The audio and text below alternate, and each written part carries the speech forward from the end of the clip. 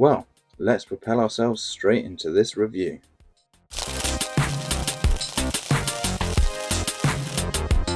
Welcome to Autobot Arcade.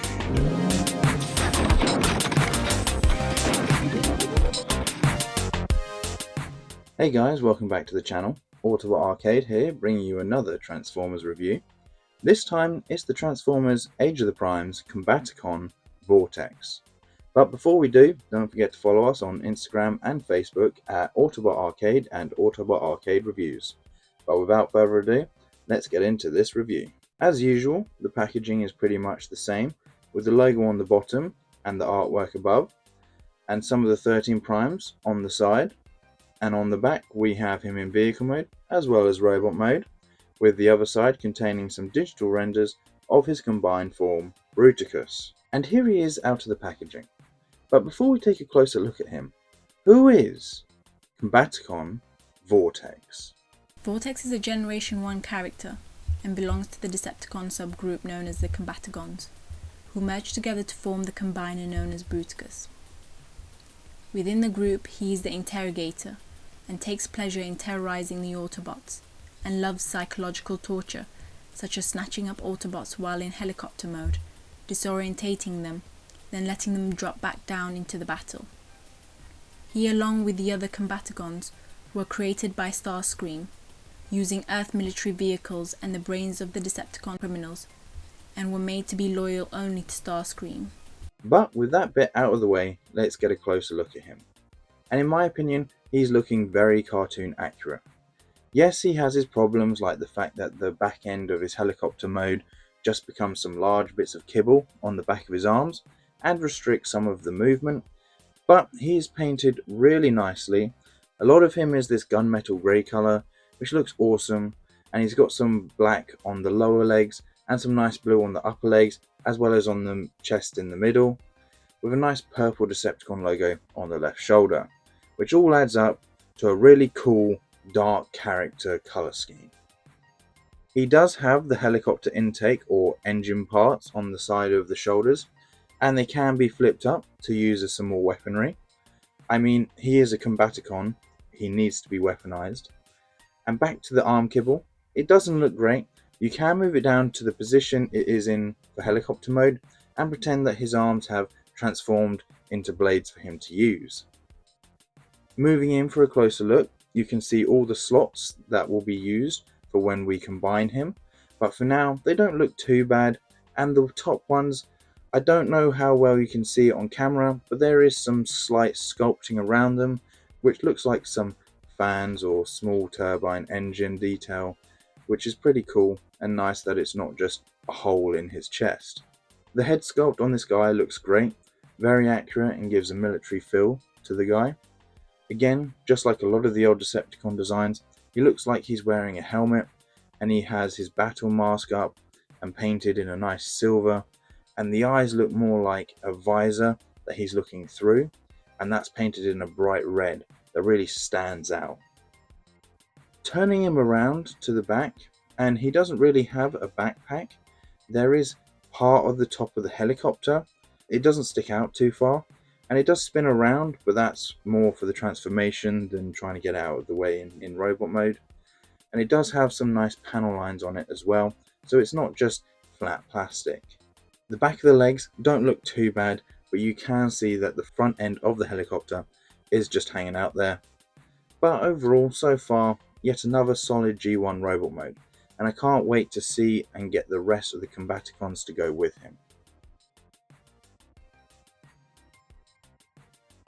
Inside the box, we get the instruction manual. And as for accessories, we get these four things right here. We get the propeller blade, we get two small guns, and we get a larger gun as well. Taking a closer look at the propeller blade, it comes closed up like this, but we can split it apart, so we have four blades. Each of the blades is identical, and it does spin quite well. There's some nice silver paint in the middle, and we have some nice panel lines as well. And they look like they have some sort of flaps further down the blades as well. I'm not entirely sure how helicopter blades work, but it looks like they go up or down. But either way, it's nice to have that detail. And from the underside, it's just plain plastic. We then have two smaller guns, both exactly the same except for they both have a rectangular port, but on different sides to each other. But other than that, exactly the same. They're cast out of a nice black plastic, no paint on it, but it does look quite nice. And there is some dips in it with some nice detailing in it. Looks like there's some ammo inside. I'm not sure if you can see that properly, but it looks like that's where some ammo is stored ready to be shot out. There is a sight at the front, and on the other side again we see the ammo, but that's about it really for these guns.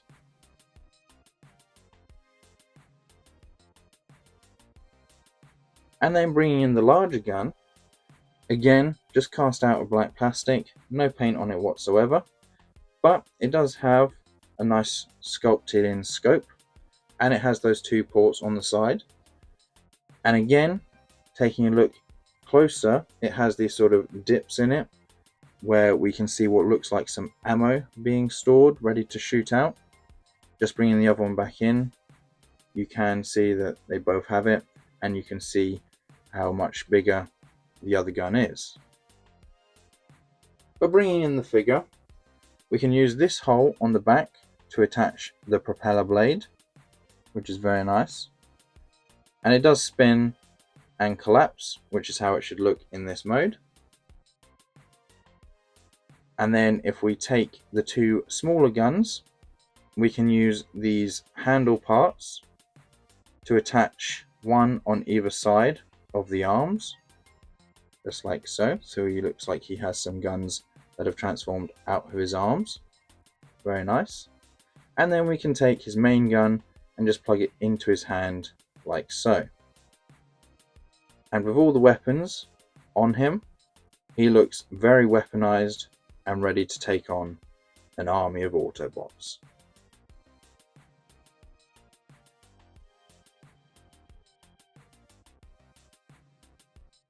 For articulation, the head can spin all the way around, as well as look up slightly and down slightly. The arms can come out to the sides, they can go back and forwards. They can swivel at the upper arm, but it is limited due to the tail of the helicopter. There's a 90-degree bend at the elbow, a waist swivel. The legs can kick out this far, back this far, and forwards this far. There is a swivel at the upper leg, and a 90-degree bend at the knee. And this hole right here is one of the things I hate most about this mode. Everything else is so filled in and clean, but there we go. And we have some nice ankle rockers and some toe articulation. For some robot mode size comparisons, here he is next to the Transformers Rise of the Beast Bumblebee, the Transformers Rise of the Beast Optimus Prime, the Gamer Edition Ratchet, the G1 Commander Class Optimus Prime, some other combiner characters. We have Slingshot, as well as Air Raid. We also have the New Age Optimus Prime, as well as the Marvel Legends Sam Wilson Captain America, and finally the Star Wars Black Series Shaq-T. But without further ado, let's get down to transformation.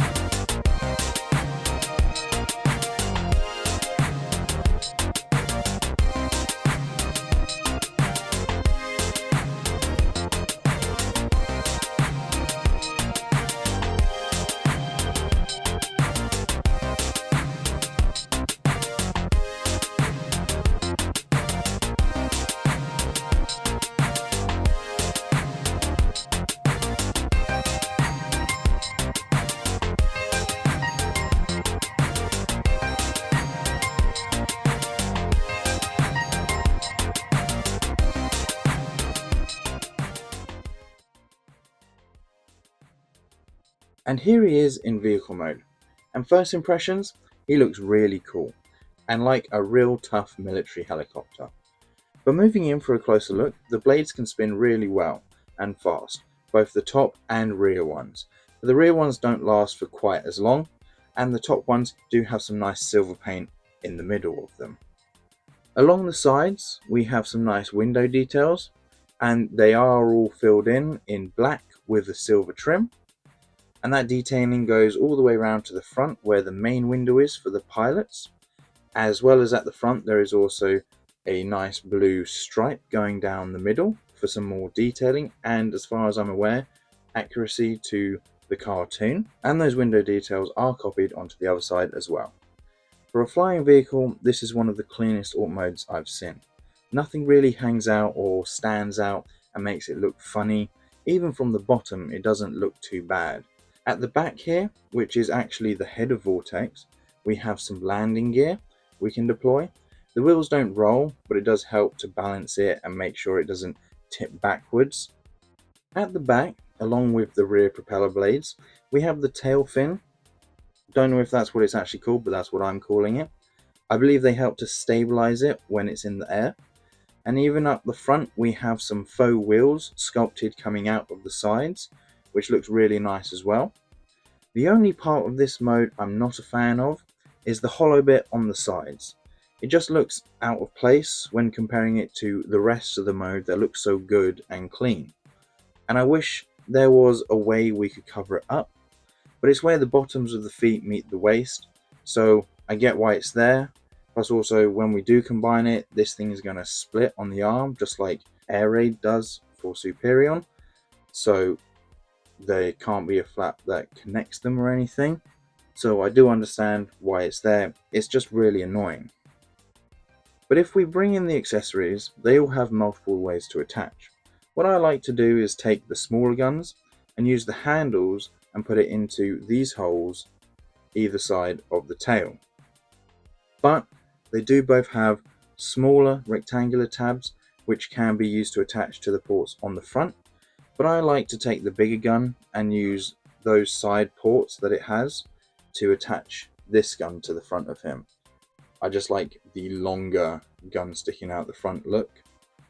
But with the weapons all attached, he looks mean and ready to take on any Autobot that stands in his way. For some vehicle mode size comparisons, here he is next to the Transformers Rise of the Beast Bumblebee, the Transformers Rise of the Beast Optimus Prime, the Gamer Edition Ratchet, the G1 Commander Class Optimus Prime, some aerial bots, Silverbolt, as well as Air Raid, the New Age Optimus Prime, the Marvel Legends Sam Wilson Captain America, and the Star Wars Black Series Shaq T.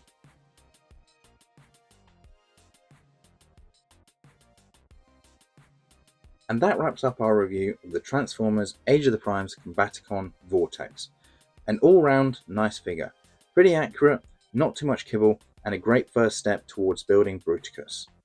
But with that said, before he airlifts me out of here, don't forget to hit that like button, click the subscribe button for more Transformers reviews, and if you enjoyed the video, why not leave a comment down below and tell me if you're looking forward to seeing this guy combined with the rest of the Combaticons. And until next time, transform and roll out.